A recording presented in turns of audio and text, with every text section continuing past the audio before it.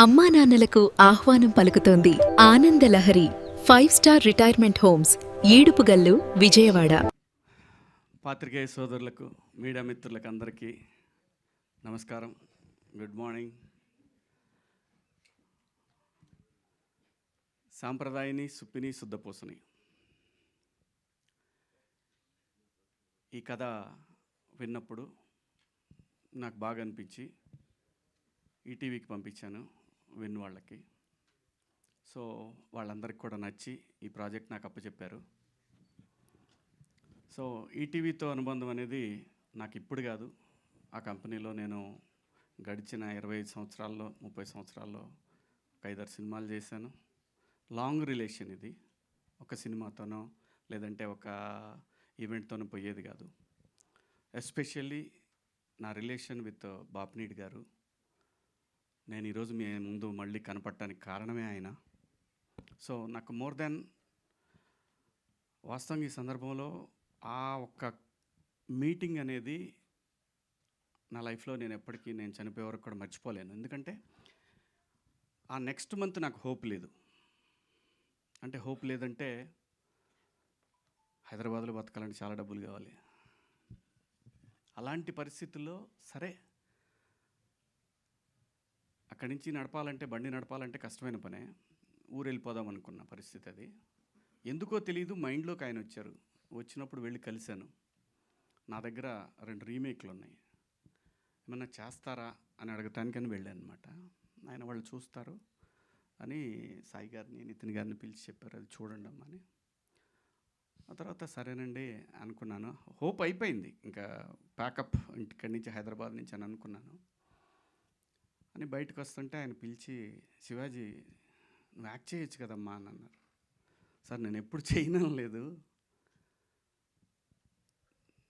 ఇస్తే చేస్తా సార్. ఇస్తే చేస్తామని ఆయనే అన్నారు. ఖచ్చితంగా చేస్తానండి. సరే అమ్మా అన్నారు. బట్ అక్కడి నుంచి బయటకు వచ్చిన తర్వాత 1 అవర్కి బిగ్ బాస్ ఆఫర్ వచ్చింది. కానీ నేను ముందు అక్కడ మాట ఇచ్చాను కదా అని నేను వాళ్ళకేం చెప్పలేదు బిగ్ బాస్కి. కానీ వీళ్ళకి చెప్పాను. చెప్తే వీళ్ళు అప్పటికే 90s సారీ అక్కడ వచ్చిన తర్వాత ఎప్పటికో నాకు వీళ్ళు 90s పంపించారు ఒక 1-2 మంత్స్ తర్వాత. సరే చేస్తానని చెప్పాను. చేస్తానని చెప్పిన తర్వాత బిగ్ బాస్ ఆఫర్ వచ్చింది.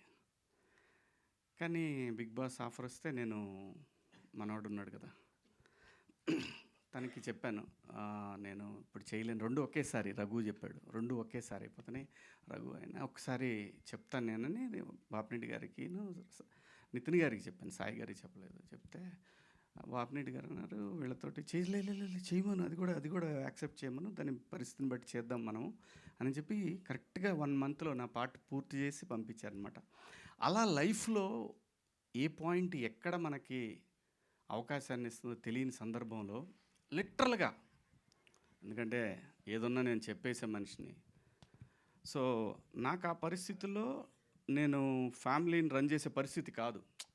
ఊళ్ళో ప్రాపర్టీలు ఉన్నాయి, కానీ ఆ పరిస్థితి కాని సందర్భంలో నాకు ఈటీవీ బాపినీడి గారు ఆ సంస్థ నాకు అవకాశం ఇచ్చి మళ్ళీ ఈరోజు మీ అందరి ముందు నిలబడటానికి కారణమైంది. అది ఎప్పటికీ మనం పోయే మన లాస్ట్ బ్రెత్ వరకు కూడా మనం మర్చిపోలేనటువంటి నేను ఒక సంఘటన అది. సో అలా వాళ్ళు నాకు సినిమా అప్పచెప్పారు. అదే ఈ సాంప్రదాయని సుప్పిని శుద్ధపూసని. సుధీర్ కొత్త అయినా కూడా కథ బాగా చెప్పాడు, ఖచ్చితంగా తీస్తాడు అనుకున్నా. బట్ నేనేంటంటే నేను ప్రతి ఒక్కటి దగ్గరుండి చూసుకోగలనే ధైర్యం నాకు. చిన్నపిల్లలు మనం గట్టిగా చెప్పి కూడా చేయించుకోవచ్చు, ఆ ధైర్యం ఉంది నాకు. అలాగే ఈ సినిమా నడిచింది. అలాగే కెమెరామెన్, ఫస్ట్ ఒక కెమెరామెన్ ఉన్నాడు, కానీ మాకు కొంచెం గ్యాప్ వచ్చేసి ఆయన వెళ్ళిపోయిన తర్వాత మళ్ళీ తన ద్వారానే నేను ఏది కూడా ఎడిటర్ అయినా ఏ టెక్నీషియన్ అయినా తనకి నచ్చిన వాళ్ళనే నేను పెట్టాను. ఎందుకంటే వాళ్ళ కోఆర్డినేషన్ బాగుందనుకో ఆటోమేటిక్గా అన్నీ సెట్ అవుతాయి. అలాగే రిత్విక్ వచ్చాడు అనమాట. రిత్విక్ది కూడా ఏ విషయమైనా సరే, ఈ కథ విషయం కానీ ఈచ్ అండ్ ఎవ్రీథింగ్, ఆర్టిస్టులు కానీ టెక్నీషియన్లు కానీ సాంగ్ కానీ ఏదైనా సరే ఎవ్రీథింగ్ మనం వెనికి చెప్పే చేస్తాం. ఎందుకంటే వాళ్ళు రెస్పాన్సిబిలిటీ ఇచ్చినప్పుడు చెప్పాల్సిన బాధ్యత మన దగ్గర ఉంటుంది. అలా ఈ సినిమా చేయటం జరిగింది. ఈ సినిమాకి ఇంకా చాలామంది పనిచేశారు బ్యాక్‌గ్రౌండ్‌లో. డైరెక్షన్ డిపార్ట్‌మెంటు, అలాగే డీఓపీ, ఆర్ట్ వాళ్ళు, ఆర్టిస్టులు. ఈ సినిమాలో మీరు చూస్తే, ఈ సినిమాలో నాకు కూడా తెలీదు. అలా అలా ఉంది సినిమా అనే విషయం నాకు తెలీదు. మీరు ప్రతి సీన్‌లో ఒక కొత్త ఆర్టిస్ట్‌ని చూస్తారు. అందరూ కూడా ఫెమిలియర్, బాగా పాపులర్ ఆర్టిస్టులే. ఒక 30 మంది పైనే ఉంటారండి. చాలా బాగుంటుంది సినిమా.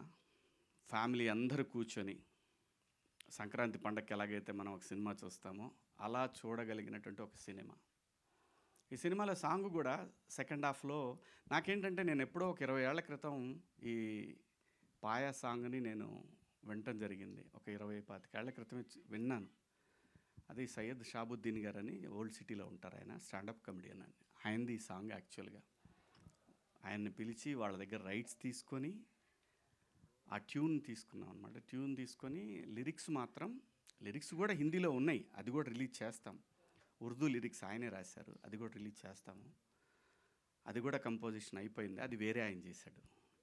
సో తర్వాత మనోడికి బోలేకి పిలిచి, బోలే హిందీది వర్కౌట్ అయ్యేట్టు కనపట్లేదు, ఇది నువ్వు తెలుగులో చేయగలవా అని చెప్పి పిలిస్తే మనోడు అసలు 2 డేస్లో బ్రహ్మాండంగా ఒక ఆర్డర్ సెట్ చేసి ఇచ్చాడు. ఇంకా ఆ తర్వాత చిన్నగా అన్నీ డెవలప్ అయ్యి బ్రహ్మాండంగా చేశాడు. థ్యాంక్ యూ బోలే. లిరిక్ రైటర్ కూడా, ఆయన పేరేంటి తెలుగుకి మర్చిన ఆయన పేరు, మనోజ్ అని ఆయన చేశారు, రాశారు. షాబుద్దీన్ గారి లిరిక్స్కి సిమిలర్గా ఉంటాయి, కానీ డెఫినెట్గా చాలా బాగా రాశాడు. ఉర్దూది ఒక రకంగా ఉంటే ఈ లిరిక్స్ ఇంకో రకంగా ఉంటాయి. అందరూ చాలా ఎవరిని ఏం అడిగినా సరే ప్రతి ఒక్కళ్ళు కూడా రైట్ ఫ్రమ్ డిఓపి. తను ఆల్బమ్స్ చేసేవాడు బాలీవుడ్లో. అలాగే ఇన్స్టిట్యూట్ నుంచి వచ్చాడు తను. జనరల్గా ఇన్స్టిట్యూట్ వాళ్ళు అంటేనే కొంచెం అంతా ఓ పద్ధతిగా సెటప్ ఉంటుంది. మనకేం అలవాటు అయి ఉంటుంది, పెట్టు తీసేయని చెప్తాం.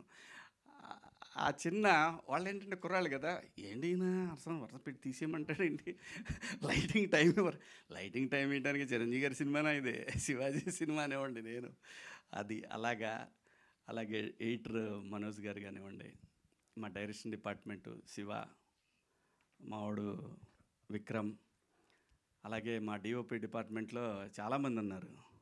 మాధవ, సమిత్, సాయి, అందరూ కూడా అంతా యంగ్స్టర్స్.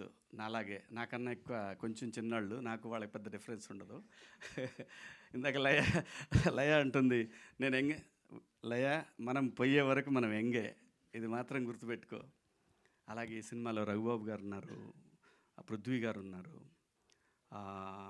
అలీ గారు, చమ్మక్ చంద్ర, ధన్రాజ్, అలాగే నేను తమ్ముడు మీ ముందే ఉన్నాడు ప్రిన్స్. నిజంగా చెప్తున్నాను, చాలా బెస్ట్ యాక్టర్ ప్రిన్స్. చాలా డిఫరెంట్ షేడ్స్ ఉన్నాయి తనలో. ఈ సినిమా ద్వారా మీరు ఇంకొక రకమైన ప్రిన్స్ని చూస్తారు. అద్భుతంగా చేశాడు, మంచి ఆర్టిస్టు. ఇలా చెప్పుకుంటూ చాలామంది ఉన్నారు. చమ్మక్ చంద్ర ఉన్నాడు, రాకెట్ రాఘవ, చిత్రం సీను, ఇమ్మాన్యుయల్, మొత్తం మీకు 45 సీన్లు ఎన్నో ఉంటే 45 మంది ఆర్టిస్టులు కనబడతారు మీకు. ఎక్కడ కూడా ఒక్కళ్ళు కూడా రిపీట్ అయినట్టు కనిపించదు ఏ సీన్లో కూడా. ఆర్టిస్టులు కానివ్వండి, టెక్నీషియన్లు కానీ ప్రతి ఒక్కళ్ళు కూడా చాలా బాగా కోఆపరేట్ చేశారు. కాబట్టి ఈ సినిమాని అనుకున్న దానికన్నా ఒక 7-8 రోజులు ఎక్స్ట్రా పడింది అంతే తప్ప, కరెక్ట్గా యాజ్ ఇట్ ఈజ్ ఏమైతే అనుకున్నామో అన్ని రోజుల్లోనే చేశాము.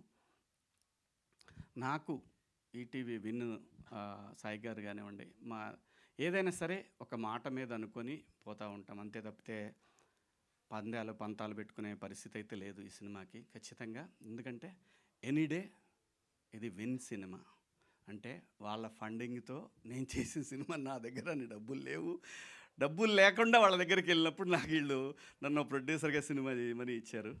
అలాగే లయ గురించి ఎంత చెప్పినా తక్కువేనండి. ఎంత చెప్పినా సరే 6 గంటలకి 6:30కి షాట్ తీయాలంటే తను 3:30కి వచ్చింది లొకేషన్కి, అర్లీ మార్నింగ్. అలాంటి సందర్భాలు తను చేసినన్ని రోజులు ప్రతిదీ చెప్పుకోవచ్చు. అంత బ్రహ్మాండంగా కోఆపరేట్ చేసి ఈ సినిమాని ఎలాగైనా సరే ఇది ఒక మంచి హిట్ సినిమా అవ్వాలని తను చాలా కష్టపడింది ఈ సినిమాకి, చాలా సపోర్ట్ చేసింది. Thank you Laya, thank you so much. ప్రతి ఒక్కళ్ళు ఈవెన్ మావాడు కొంచెం అమెరికా కానీ ఏదైనా సరే తిట్టో బొట్టో లాక్కొచ్చేవాడిని, 7 వచ్చేసేవాడు. అందరూ జిత్తు డ్యాన్స్ మాస్టర్ జిత్తు, మన బండ్ల గణేష్ గారితో ఎరగదీసాడు మూమెంట్స్ అన్నీ కూడా. ఈ సందర్భంగా గణేష్ అన్న నాకు తెలిసి ఎవరు అడిగినా చేసేవాడు కాదు, ఎవరు అడిగినా చెయ్యడు 100%. ఎందుకంటే నేను ఇండస్ట్రీకి వచ్చిన దగ్గర నుంచి నాకు పరిచయం ఉండి నన్ను సపోర్ట్ చేసినటువంటి వ్యక్తి బండ్ల గణేష్ గారు. అంటే ఈజ్ లైక్ ఫ్యామిలీ. ఏది ఎలా ఏ విషయాలు ఎలా ఉన్నా సరే తను మాత్రం నాకు ఒక బ్రదర్ లాగా ఫ్రమ్ డే 1 96 నుంచి నాకు ఇండస్ట్రీకి వచ్చిన దగ్గర నుంచి 30 సంవత్సరాల నుంచి నాకు చిన్న అవసరాలున్నా నేను అడగకపోయినా నాకు ఇచ్చేవాడు. చాలా మంచిగా నాతోటి నా పట్ల ఒక సొంత తమ్ముళ్ళలాగా చూసుకున్నాను నన్ను. థ్యాంక్ యూ అన్న, థ్యాంక్ యూ సో మచ్. మీ పాదయాత్ర అద్భుతంగా జరుగుతూ ఉంది. మీరు ఆ ఏడుకొండల వాడి దగ్గరికి బ్రహ్మాండంగా మిమ్మల్ని ఆయనే తీసుకెళ్తా ఉన్నాడు. చాలా సంతోషంగా ఉంది. Thank you so much. మీరు ఈ సినిమాకి హెల్ప్ అయ్యే ఒక సాంగ్ చేశారు. థ్యాంక్స్ అన్న. అలాగే ఈ సినిమాకి ఆర్ఆర్ రంజిన్ రాజ్ మలయాళీ అండి. మీకు గుర్తుంటే కోటబొమ్మాళి అనే ఒక సినిమా చేశారు ఆయన. 4 months చేశాడండి ఈ సినిమాకి రీ రికార్డింగ్. 4 months పట్టింది. అంత బాగా చేశాడు సినిమా రీ రికార్డింగ్. తను యాక్చువల్గా ఈ ఫంక్షన్కి రాలేదు, ఇది సడన్గా అనుకున్న ఫంక్షను. డెఫినెట్గా వస్తాడు, నెక్స్ట్ ఈవెంట్కి తను ఖచ్చితంగా వస్తాడు. కొన్ని సీన్స్లో మీకు ఖచ్చితంగా అసలు ఆ సీన్ని అలా లేపేసిన సందర్భాలు కూడా మీకు కనిపిస్తూ ఉంటాయి. చాలా బ్రహ్మాండంగా చేశాడు. ఇంకా ఎవరన్నా మర్చిపోయానా? ఇంకెవరున్నారు? ఏడు దా తొందరగా పెద్దోడు అయిపోదాం అనుకుంటున్నాడు వీడు. నేను వద్దంట, ఎందుకంటే వీడు ముద్దుగా ఉంటాడు, ఇలా ఉండి చేస్తేనే చాలా సినిమాలు చేస్తాడు. మంచి ఆర్టిస్ట్ అండి. తెలుగు సినిమాలో one of the God gifted acting. దేవుడు తినికి నటుడిగా బతకమని పంపించాడు ఇక్కడికి. తొందరగా నటుడిగా ఎదగాలనుకున్నాడు. వద్దురా నువ్వు కొద్దిగా ఓపిక పడదామని చెబుతున్నాను మా వాడికి. మంచి ఆర్టిస్ట్ అండి. ఎప్పుడు ఫోన్ చేసినా సరే వాళ్ళ అమ్మ నాన్న కూడా బ్రహ్మాండంగా కోఆపరేట్ చేసి, ఎగ్జామ్స్ ఉన్నా కూడా అని అనలేను కానీ ఎగ్జామ్స్ అప్పుడు వాడు ఎగ్జామ్ అయిపోయిన తర్వాత మాత్రం గట్టిగా లాక్కొని వచ్చేసేవాడిని. చాలా బాగా ఇది చాలా సంవత్సరాల పాటు సినిమాలు చేయాలనే కోరిక నాకు. Thank you so much. Thank you Roshan, thank you. అలాగే ఈ సినిమాలో మిత్రుడు కమల్ మొన్న ఎట్లయితే దండోరాలో ఒక మంచి పాత్ర చేశాడో, అలాగే ఈ సినిమాలో కూడా పోలీస్ ఆఫీసర్ క్యారెక్టర్ చాలా బాగా చేశాడు. అలాగే మా అన్న కాదంబరి అన్న, చాలామంది ఉన్నారండి. పేర్లు అంటే గబగబా చెప్పమంటే చెప్పలేను కానీ చాలామంది ఆర్టిస్టులు, ఒక 30 మంది పైన ఆర్టిస్టులు ఉంటారు ఈ సినిమాలో. ప్రతి ఒక్కళ్ళు కూడా ఎవ్వరు కూడా నన్ను డేట్ చెప్తే ఇచ్చారు. అలాగే మేము చేసిన లొకేషన్లు కానీ ఒక పోర్ట్లో చేసామండి. ఫోర్ట్లో కొండవీడు, అక్కడ ఫారెస్ట్ టీం కానివ్వండి, వాళ్ళు కానివ్వండి, అందరు ప్రతి ఒక్కళ్ళు కూడా చాలా హెల్ప్ చేశారు. అలాగే అరకు పాడేరు పోలీసులు కానివ్వండి, అరకులో చేసామండి ఒక 5 రోజులు. చాలా చాలా చాలా చాలా చాలా కష్టపడ్డాం. ఒక మంచి ప్రోడక్ట్ అయితే మీరు రేపు 12వ తారీఖు విన్లో చూస్తారు. దయచేసి విన్ ఎట్లయితే మనకి 90లో ఒక కిక్ స్టార్ట్ అయిందో అలాగే ఈ సినిమాకి నెక్స్ట్ లెవెల్కి వెళ్తుందని ఆశిస్తున్నాను. నేను వెళ్ళాలి కూడా.